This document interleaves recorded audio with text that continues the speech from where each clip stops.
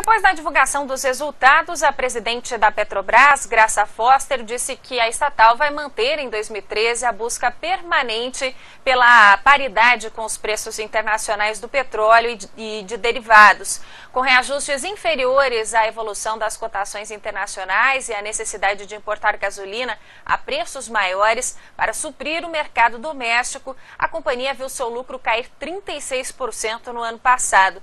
Entre 2012 e janeiro deste ano, a Petrobras aumentou 3 vezes o preço do diesel, que apresentou uma elevação acumulada de 16,1%, e 2 vezes a gasolina, que teve alta de 14,9%.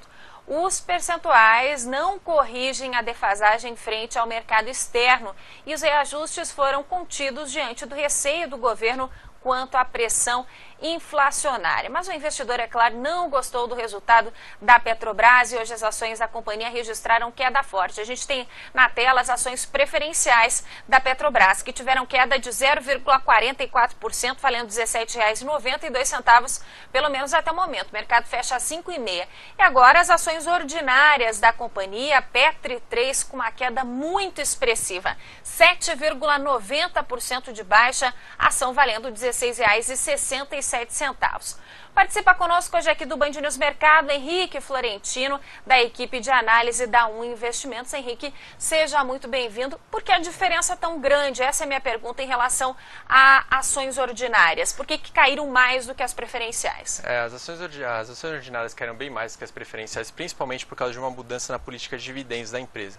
A empresa historicamente pagava dividendos igualitários para acionistas preferenciais e ordinários, porém agora ela optou por uma mudança. Ela não paga simplesmente o mínimo, que são os 25% sobre lucro líquido para os acionistas ordinários, e realmente beneficiou um pouco mais os acionistas preferenciais, pagando quase o dobro, escolhendo 3% sobre o patrimônio líquido por ação, que deu quase o dobro, né? Ficou 46 centavos para o acionista ordinário e 97 centavos para o acionista preferencial. A grande diferença das ações ordinárias e preferenciais é que a preferencial tem a preferência de receber os dividendos e as ordinárias têm direito a voto. Nesse caso, a Petrobras se utilizou dessa diferença para guardar dinheiro em caixa e reduzir o lucro das ordinárias? Exatamente. A empresa tem um plano de investimentos muito forte para fazer o ano que vem, esse ano ainda de 97 bilhões de reais, um aumento de 13% sobre o investimento que foi feito em 2012, e isso realmente impacta que a empresa pague menos dividendos para os acionistas que têm direito a voto, para que eles futuramente possam ser beneficiados com os resultados desses investimentos que vêm a ser feitos. Agora, a gente pode dizer que esse resultado fraco da Petrobras, o menor nos últimos 9 anos, é reflexo da desaceleração econômica aqui no país ou teve um outro motivo? Olha, eu acho bem complicado falar em ser reflexo de desaceleração econômica, uma vez que realmente a demanda da Petrobras por combustíveis foi muito alta. A gente teve realmente um ano nessa questão de demanda muito positivo para a Petrobras. Acho que é realmente uma questão de gestão. A empresa está passando por uma mudança nessas questões realmente, e não vejo isso como um impacto de desaceleração econômica, vejo mais como um impacto realmente de balança comercial desfavorável para a empresa, a questão de depreciação do real que teve o ano passado inteiro. Tudo isso impactou negativamente os resultados da Petrobras. Acho que não foi realmente uma questão de desaceleração, e sim uma questão da empresa, da própria gestão. Daqui a pouquinho voltamos a conversar, Henrique. A presidente Dilma Rousseff afirmou nesta terça-feira que o governo estuda a desoneração integral da cesta básica, além de uma revisão dos itens que fazem parte dela. Em entrevista à Rádios do Paraná, a presidente disse que o conceito atual utilizado estaria ultrapassado. Dilma também prometeu continuar a desonerar investimentos, produção e emprego. Ela afirmou que pretende conversar com os estados para que seja feita a desoneração de encargos regionais que incidem sobre a cesta básica. E o ministro da Fazenda, Guido Mantega, anunciou nesta terça-feira uma nova modelagem para as concessões rodoviárias. O objetivo é tornar os investimentos mais atrativos para o setor privado. Na última semana, leilões de 2 trechos de rodovias foram cancelados por falta de interesse das empresas. Segundo o Mantega, o prazo de concessão foi ampliado de 25 para 30 anos. E hoje no mercado financeiro, especialmente lá na Europa, dados divulgados a respeito da eurozona chegaram a animar os investidores. A atividade econômica da região encolheu pelo 12º mês consecutivo em janeiro, mas o ritmo da queda foi o mais fraco em 10 meses. O índice dos gerentes de compras composto do bloco subiu para 48,6 pontos de 47,2 em dezembro. E as vendas no varejo da zona do euro caíram 0,8% em relação a novembro. A maior queda mensal desde abril de 2012. E na comparação anual, houve queda de 3,4%, a maior verificada desde fevereiro de 2009. Vamos ver como fecharam as principais bolsas europeias depois daquela queda forte registrada ontem. Hoje foi dia de recuperação. O índice que mais subiu foi o IBEX 35, uma alta de 2,20% na sessão de hoje.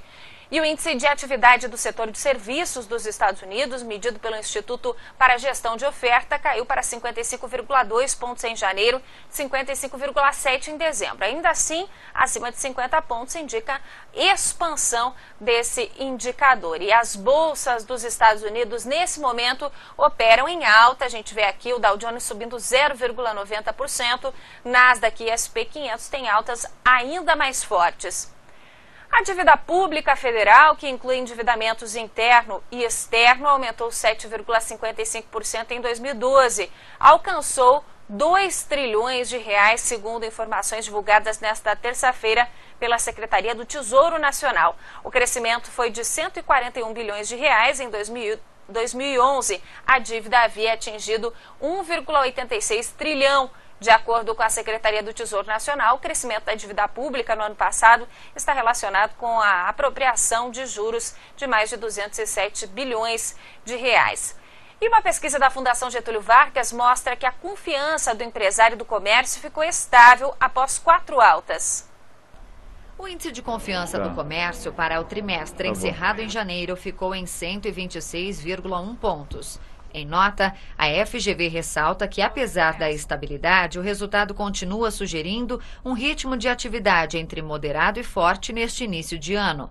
Ainda de acordo com a pesquisa, o índice da situação atual subiu 2,7%.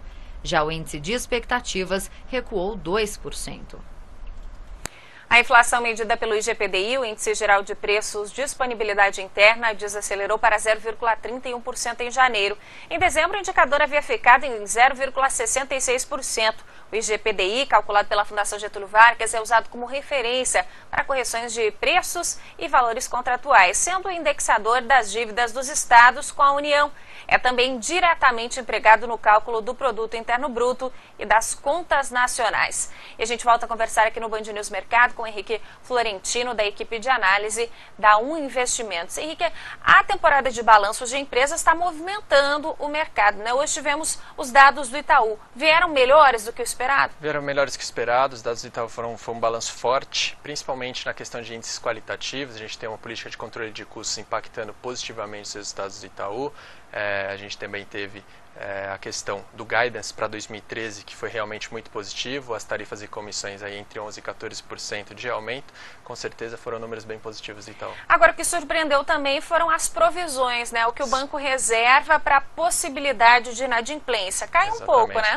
Caiu coisa de 0,7 pontos percentuais, mostrando que aquele pico que tinha acontecido por volta ali do terceiro trimestre de 2012, realmente da provisão para devedores duvidosos, já está diminuindo bastante, tirando um pouco desse receio do mercado sobre o nosso sistema bancário. E mostrando também que o banco está confiante, né? Está esperando que a inadimplência reduza ao longo de 2013. Exatamente. Eles também tiveram uma boa expansão da carteira de crédito, mostrando que realmente eles estão mais otimistas nesse sentido e aguardando a recuperação econômica. Muito obrigada pela sua participação aqui no Band News Mercado. A fabricante de computadores Dell é vendida para grupo de investidores e encerra atividades como empresa de capital aberto. A gigante da informática foi arrematada por mais de 24 bilhões de dólares. Entre os compradores está o fundador da empresa, Michael Dell, e a Microsoft. O executivo se uniu à companhia Silver Lake para adquirir a maior parte das ações e poder controlar a Dell. A Microsoft investiu 2 bilhões de dólares pelo negócio e ficou com menos de 10% do contrato. O Conselho da Dell aprovou a compra por unanimidade. Agora cabe aos acionistas mais importantes sancionarem o negócio. A previsão é que a compra seja concluída até o segundo trimestre fiscal de 2014. O anúncio da transação acaba com 3 semanas de especulações do mercado. Em 11 de janeiro, quando as ações da Dell caíram para 10 dólares e 88 centavos, especialistas desconfiavam que a empresa estivesse sendo negociada para algum financiador privado. A Dell é a terceira maior fabricante de computadores do mundo. E o Itaú, como a gente falou há pouco, encerrou 2012 com lucro líquido contábil de 13 bilhões 594 milhões de reais. Houve queda de 7% em relação a 2011. O banco anunciou ainda que os ativos totais alcançaram a marca de 1 trilhão e 14 bilhões de reais. Vamos ver como está o Ibovespa, muito perto do fechamento. O principal índice de ações do mercado brasileiro foi hoje empurrado para baixo pela queda forte das ações ordinárias da Petrobras. O Ibovespa à vista tem queda de 0,38%, 59.350 pontos. Maiores altas da Bolsa Brasileira na sessão de hoje, a gente vê aí Brookfield subindo 3,16% e Minas com alta de mais de 3%. Maiores quedas: Petrobras, as ações ordinárias da companhia vão caindo 7,84% e levando junto a OGX Petróleo, com queda de 6,21%. E no mercado de câmbio, o dólar futuro com vencimento em março, recuando 0,41%, fechou hoje a R$ 1,99. Esta segunda edição do Band News Mercado fica por aqui. A gente volta amanhã, 9h45 da manhã, com as principais notícias econômicas do Brasil e do mundo.